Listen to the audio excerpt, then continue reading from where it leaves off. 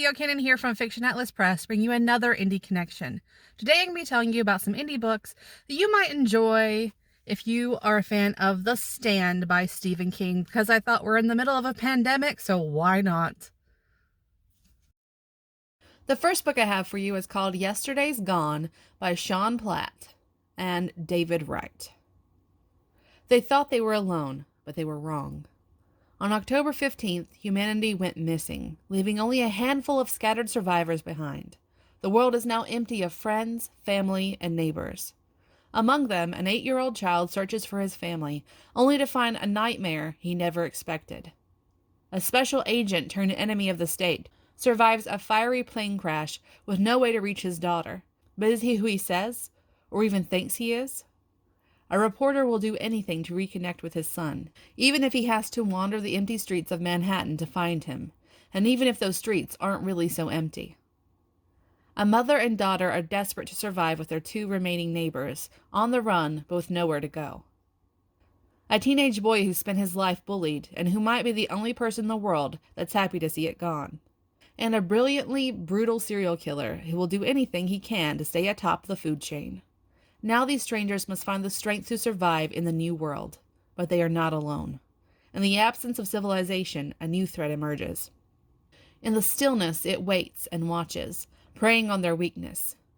Their only hope is to find more survivors, rise above the fear, and face the oncoming darkness. But can they unite before they too are lost? And can they all be trusted? The next book I have for you is called After the Ending by Lindsey Pogue and Lindsey Fairleigh. They may have survived the apocalypse, but the virus changed them. Grad student Dani O'Connor won't let a cross-country move end her closest friendship. But when a mysterious virus consumes the world and Dani herself falls violently ill, she fears she'll never see her loved ones again.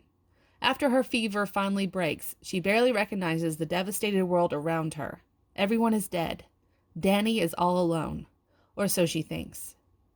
As a bartender, Zoe is used to dealing with hotheads and dirtbags, but nothing could have prepared her for the twisted thoughts of her fellow survivors. Her family is gone, and anyone left alive in the world is either sick, crazy, or changed, like her. As her newfound super senses gain strength, Zoe must learn to control them before she loses herself to the madness completely. Perilous terrain spans the distance between them, and deranged survivors lurk in dark corners everywhere. Can Dani and Zoe overcome deadly attacks and unseen dangers in order to find each other, or will they lose their way and their lives along the journey? The third book I have for you is called The Cleansing by Sam Cates. Apocalypse unleashed, swift and deadly, merciless. 7 billion people inhabit this planet in a blissful ignorance of imminent annihilation. Destruction comes, not from mentors or nuclear holocaust, but from a source no one even knows exists.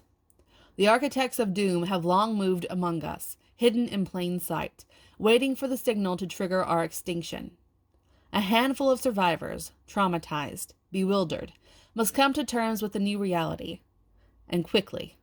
For the cleansing is only the beginning. The fourth book I have for you is called Outbreak by Ryan Casey. A deadly virus, a society out of control. Who will survive the outbreak? It all happens without warning. People drop dead in the streets. Violence erupts. As the government desperately struggles to control the outbreak, survivors battle for supplies and shelter in a terrifying new world. Noah is in the city center when the chaos strikes. Stranded and surrounded by panic and hysteria, he has no choice but to battle back to his flat. But will he make it through a city that is rapidly losing control? Jasmine is a high-flying young professional, but everything changes when her boss drops dead before her, showing signs of a deadly new virus. In the midst of the drama, does she have what it takes to rescue her beloved dog and seek out shelter for the pair of them? And because I thought this book also fit well and I want to help as many indies as possible, we have 5 books this week. So the 5th book is called Spore by Kenny Soward and Mike Kraus. America's food crops cover nearly 1 billion acres. In the race to produce as much as we could, something went wrong. 1 billion acres of food have been wiped off the map overnight. A mysterious illness somehow connected to America's agriculture collapse tears through the country and the world like a hot knife through butter, killing millions as it spreads. Pockets of survivors are forced to trek west, seeking shelter and food as they fight against the disease that lives in the air and soil around them. As death and destruction spread and the country collapses in upon itself, those left behind will be forced to work together to survive, lest they become consumed by the spores. Okay, that's all for me this week. I'll see you next week on the Indie Connection. Bye.